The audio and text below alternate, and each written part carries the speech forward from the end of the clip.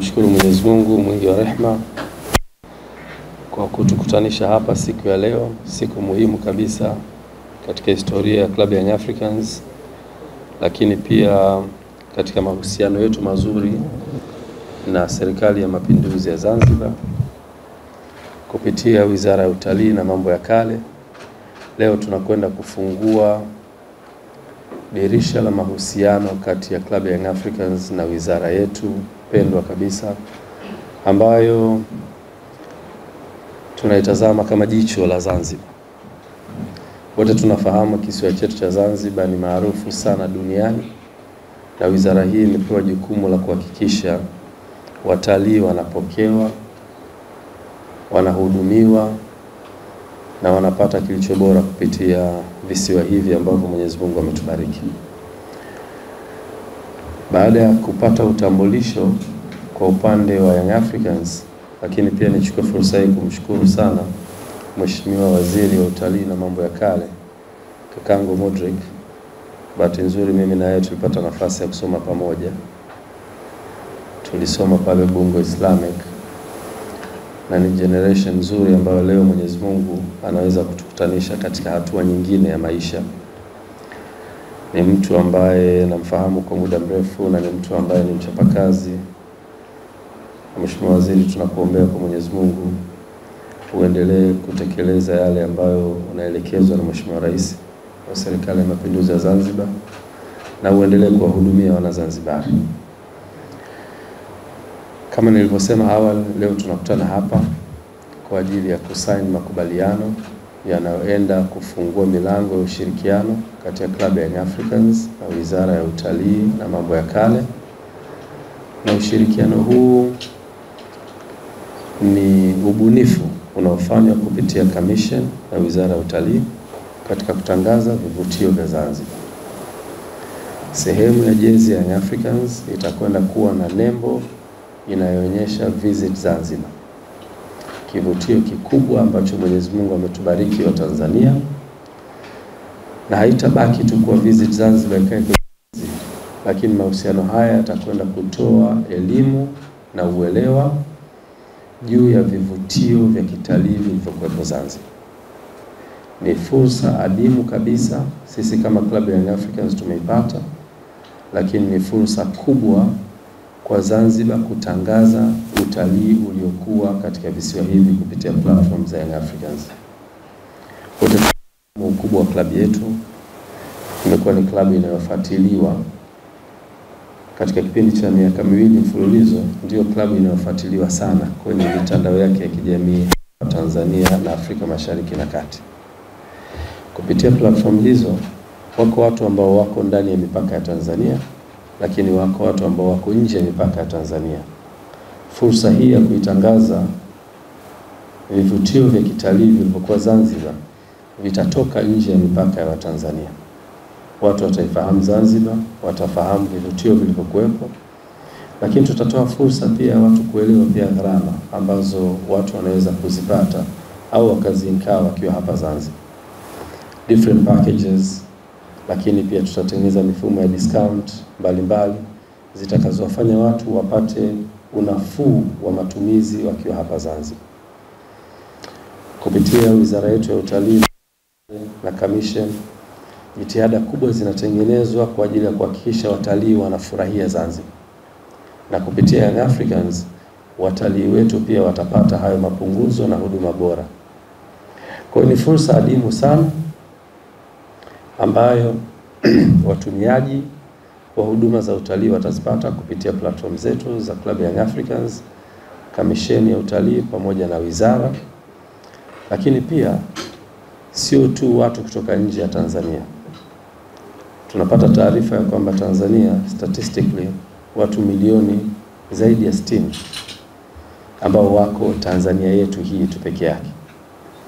Idadi hiyo tukiweza kupata at least 10% ya utalii wa ndani ikaja Zanzibar, itakwenda kuongeza uchumi mkubwa uliokuwa hapa. Lakini gharama pia za kuishi hapa Zanzibar ziko very reasonable. Huna sababu ya kwenda sijui Maldives, huna sababu ya kwenda Seychelles, huna sababu ya kwenda sijui Ibiza Zanzibar yetu ni bora kuliko huko na kwa gharama nafuu. Kwa nini twende tupeleke pesa zetu nje ya mipaka ya Tanzania wakati tunaweza kupata kilichokuwa bora katika taifa letu, katika visiwa vya Zanzibar, na kwa gharama nafuu na kwa watu wakarimu kama Wazanzibari? Kwa nini tupeleke pesa zetu nje? Tunao uwezo wa kufanya utalii tukiwa hapa ndani, na vilivyokuwa hapa Zanzibar nataka niwahakikishie ni bora kuliko hata vilivyokuwa nje ya nchi. Kwa hiyo utalii wa ndani, sisi kama Young Africans, ni kuhakikishie Mheshimiwa Waziri na kakaangu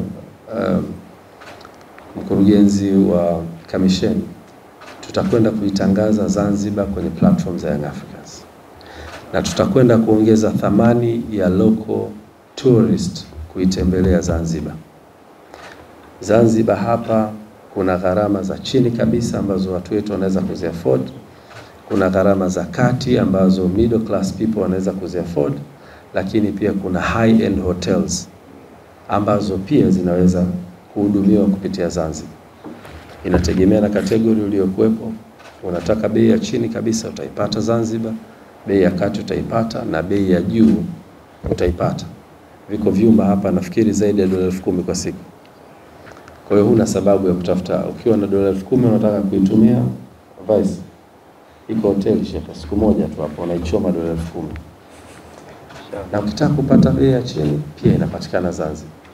Kwa hiyo nichukue fursa hii kusema kwamba tunashukuru sana kwa hii nafasi Mheshimiwa Waziri pamoja na kamisheni mliopatia klabu ya Young Africans, na nataka niwahakikishie kwamba mtaanza kuona tofauti ya watalii wanaotoka ndani ya Tanzania kuja Zanzibar, na mtaanza kuona pia impact ya Young Africans kwenye kupata watalii ambao wanatoka nje ya mipaka ya Tanzania. Na kupitia hapo tutaweza pia kusupport uchumi wa Zanzibar, ambao sehemu mojawapo ambayo ni muhimu ni utalii ambao leo tunaupigia matangazo. Mwisho, mkataba wetu huu utakuwa ni mkataba unaoanza tulishaanza kuitangaza Visit Zanzibar, lakini kwa kuweka logo kwenye jezi zetu wakati tunashiriki mashindano ya kimataifa, lakini kwenye mashindano yetu ya ndani. Na mkataba wetu huu utakwenda mpaka mwishoni mwa msimu wa 25-26. Kwa hiyo ni kipindi cha mwaka mmoja na nusu kuanzia sasa tutakuwa tukitangaza Visit Zanzibar. Mheshimiwa Waziri, sisi unafahamu bahati nzuri tunachukua pesa nyingi sana kutoka kwenye makampuni makubwa ambayo tunatangazia, lakini hatujaichaji Zanzibar kwenye hizo rates. Na hii ni kuonyesha uzalendo wetu na kuunga mkono jitihada za Mheshimiwa Rais wa Serikali ya Mapinduzi ya Zanzibar, Daktari Hussein Ali Mwinyi. Nichukue fursa hii kuwashukuru sana, na Mheshimiwa Waziri nakukaribisha sasa kwa ajili ya kuendelea na hatua inayofuata. Asante sana. Habari za asubuhi. Na mimi niungane na waliotangulia kwanza kabisa kuchukua fursa hii kumshukuru Mwenyezi Mungu kwa kuweza kutuamsha katika hali ya uzima na afya, ikiwa leo hii tupo katika Ramadhani ya 27. Ndio. Lakini kipekee nichukue fursa hii kuwashukuru sana viongozi wa Yanga wakiongozwa na injinia kwa namna ambavyo tumekuwa tukishirikiana kwa karibu sana. Leo hii tumekuja kufanya formalities tu, lakini tumekuwa na mashirikiano ya muda mrefu ya karibu ambayo kwa kiasi kikubwa sana naweza kusema kwamba yameshaanza kuzaa matunda. Leo hii kama ambavyo imeelezwa, tuko hapa kushuhudia tukio la kihistoria ambapo baada ya muda mchache tu nikishamaliza kuongea hapa tutasaini makubaliano ya ushirikiano baina ya kamisheni ya utalii na wenzetu wa klabu ya Dar es Salaam Young Africans kwa ajili ya kushirikiana katika swala zima la kutangaza kisiwa chetu. Kama tunavyofahamu, sekta ya utalii ni sekta ambayo inahitaji visibility, na kuna watu huko duniani hawalali usiku kucha wanajaribu kubuni mbinu mpya za kuweza kutangaza destination zao. Ni kazi ya kila siku na yanatengwa mamilioni ya dola kwa ajili ya kuweza kufanikisha kazi hiyo. Ina gharama kubwa, inachukua muda, lakini ni kazi ambayo lazima ifanyike ili uweze kuendelea kuwa relevant. Sekta ya utalii ni sekta ambayo ina ushindani wa hali ya juu sana, na Zanzibar hatuko immune na ushindani huo.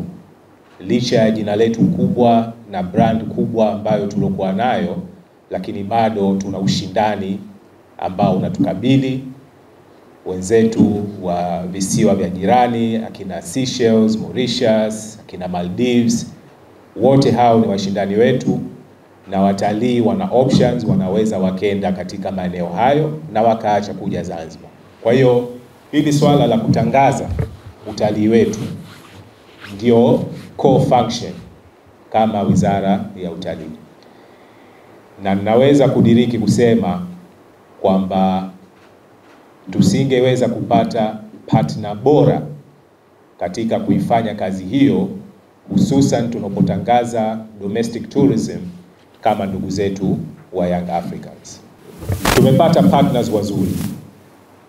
Yanga katika kipindi cha miaka ya hivi karibuni tumeshuhudia mageuzi makubwa sana ya kiutendaji, ya kiutawala, ya kimkakati, ya kiuongozi, na kilichotuvutia zaidi ni kuona ile action plan ambayo klabu iliyokuwa nayo, hususan katika mashindano ya kimataifa, na ambapo sisi kama destination tuna target. Na nikupongeze sana Rais kwa mageuzi haya ambayo umeweza kuyafanya ndani ya muda mchache ambao umekaa na uongozi wako pamoja na ndugu yetu hapa makamu wa rais. Kwa kweli mmefanya kazi kubwa na nzuri inaonekanika, na sisi hicho ndicho ambacho kimetupa confidence kusema kwamba hawa ndio the right partners. Kweli zipo timu nyingine, wapo kina Azam, wako Simba, wako Namungo, wako Singida, lakini wale ambao tulioona wenye mikakati madhubuti na clear direction ya wapi ambapo unataka kuelekea hakuwa mwingine isipokuwa Dar es Salaam Young Africans, na ndio maana tukasema kwamba tukae mezani ili tuweze kukamilisha hizi formalities. Kwa hiyo tunawashukuru sana, na sisi hii ni heshima kwetu sisi. Hii taasisi ni kubwa sana, ina historia ndefu, ina fan base kubwa. Kwa hiyo kama ni kushukuru, maana yake sisi ndio tuwashukuru nyinyi kukubali. Najua mna demands kubwa katika maeneo mengine mengi tu ya kimkakati ambayo yangeweza kuwa na financial benefits kubwa zaidi pengine kuliko hata hichi ambacho tumekitoa sisi, lakini bado kwa sababu ya mapenzi yenu ya dhati mlokuwa nayo juu ya serikali ya 800, juu ya serikali ya mapinduzi ya Zanzibar na uzalendo, ndio maana mkasema kwamba tuko tayari kusacrifice ili tuweze kushirikiana na wizara yetu hii ya utalii. Kwa hiyo tunakushukuru sana President. Sisi hii ni heshima kubwa kwetu, na tunaamini kwamba huu ni mwanzo tu, lakini kutakuwa kuna mengi makubwa ambayo ni mazuri zaidi kuliko hapa ambapo tupokuwa tumeanzia. Target yetu kama ambavyo umekusha kugusia, tunataka visibility ya Zanzibar, lakini vile vile tunataka kupromote soko la utalii wa ndani, ambapo hivi sasa tunavyozungumza bado hatujaweza ku take full advantage ya soko ambalo liko kwa upande wa bara. Yanakuwepo matukio ya hapa na pale ambapo wenzetu kutoka upande wa pili wa muungano wanakuja. Kwa mfano kunapokuwa kuna full moon party, sauti za busara, au tunapokuwa tuna kipindi kile cha Pasaka, watu huwa wanakuja. Lakini tunataka tuweke utaratibu ambao utakuwa ni wa kila siku. Watu wanakuja, wanaondoka, wanakuja, wanaondoka, anaweza kulala siku 2, anaweza akaja siku hiyo hiyo akageuza, iwe ni namna hiyo. Natoa mfano mchache tu. Hivi karibuni mwaka jana tulienda Korea, mimi na katibu mtendaji wakati ule Bi Hafsa. Kule Korea domestic tourism ina account kwa zaidi ya 90%. Na kuna kisiwa kimoja kinaitwa Jeju, kisiwa maarufu sana, kidogo kuliko hata Zanzibar, lakini kinapokea watalii zaidi ya milioni 18 kila mwaka. 90% ya wale watalii ni wa Korea wenyewe. 10 iliyobaki wanatoka nchi za jirani kama kina Thailand, Hong Kong, Japan, lakini katika hao 90% ni wa Korea wenyewe. Pale flights ambazo zinaingia na kutoka baina ya mainland Korea na kile kisiwa ni zaidi ya 200, is it per hour au kwa siku? Kwa siku zaidi ya flights 200 zinaingia katika kile kisiwa. Wao wenyewe Jeju wana airline yao wenyewe inaitwa Jeju Airline, ambayo inaenda mainland Korea, inachukua Boeing 737. Potential hiyo kwa upande wetu sisi tunayo. Air Tanzania hapa inaweza kaa inaruka kila siku, inaleta watalii kutoka Arusha, kutoka Mwanza, kutoka Dar es Salaam, kutoka Mtwara, wakawa wanakuja hapa. Na engineer aligusa pointi ya msingi sana. Kwa nini uende Dubai au kwa nini uende Cape Town wakati jirani yako tu hapo visiwa vya Marashi, visiwa vya Zanzibar, unaweza kupata experience ya kiutalii pengine ikawa ni bora zaidi kuliko hata hizo destination. Kwa hiyo sisi tunataka ku take advantage fan base ya Yanga ambayo iko imara, ni ya uhakika, ipo kwenye platform, inafahamika. Kuna subscribers wao, wana applications zao, uke kote tayari ni mifumo ambayo tunaweza tukaitumia ya kuweza kuengage moja kwa moja na wananchi ili kuweza kuja katika visiwa vyetu vya Zanzibar na dakika 20. Kwa hiyo mtu hata kama huna huwezi kuafford kulala, lakini unaweza ukaja siku hiyo hiyo ukageuza. Tayari utakuwa umeshafanya utalii, unakuja kuenjoy na maisha yanaendelea. Kwa hiyo sisi tuna matumaini makubwa sana, engineer pamoja na timu yako. Najua mengi sasa yaliyobaki ni katika utekelezaji, na sina shaka kwamba katika hilo tutalifanikisha vizuri. Lakini kwa namna moja au nyingine, MOU hizi zisiishie tu kuwa ni makaratasi, ziende katika utekelezaji ambao ni halisi. Kazi zifanyike ili ule utalii ambao tumekusudia kuutangaza tuweze kuutangaza na ujumbe ufike, watu wapate information, waweze kujua nini ambacho kinakuja. Baada ya maneno hayo machache, niendelee tena kuwashukuru, lakini kuwapongeza wale wote ambao walishiriki kwa namna moja au nyingine mpaka leo hii wakatuleta hapa na tunaweza kushuhudia hili tukio la kihistoria. Na naamini kwamba kama anavyosema Mheshimiwa Rais wetu kwamba yajayo ni neema zaidi. Asi niwatakie kila laheri, na sasa niko tayari kwa ajili ya kushuhudia tukio hilo la utiaji saini. Asanteni sana.